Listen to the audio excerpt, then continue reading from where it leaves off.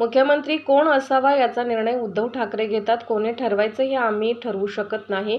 याचा अर्थ तुम्ही काय काढता, आम्ही काय काढतो. आमच्या पक्षांना नेत्याची भूमिका आम्हाला मान्य असते.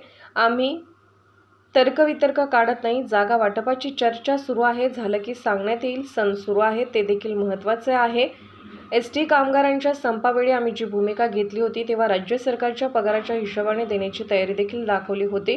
त्यांनी सदा आवडते नेते कुठे आहेत, आता सदावर्तेंचा आवाज बंद झालाय, तो पोपट आहे, आता कुठे आहे तो. आमच्या वेळी सर्वाधिक पगारवाढ झाली. एसटी खड्ड्यात घालण्याचे काम चंगुमंगूने केले. पडळकर आणि खोत यांनी एसटीची चाकं थांबवली आहेत. एक दट्ट्या बसेल तर संप हे दोघं माघारी घेतील.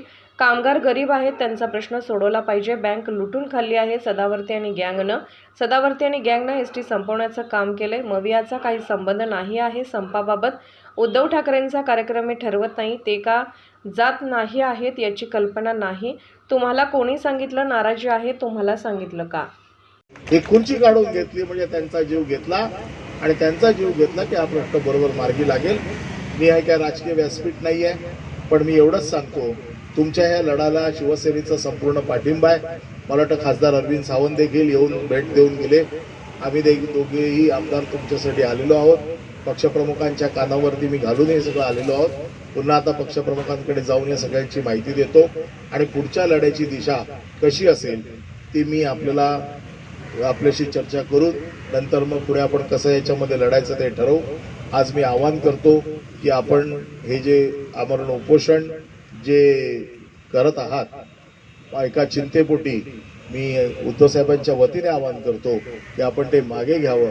कारण लढायचं आहे आपल्याला असे कोणाचे जीव देऊन आपला प्रश्न ताबडतोब सुटेल याच्यावरती या सरकारवरती माझा विश्वास नाही राहिला. जसं सचिन भाऊने सांगितलं, हजारोने आंदोलन आज महाराष्ट्रात चालू आहे.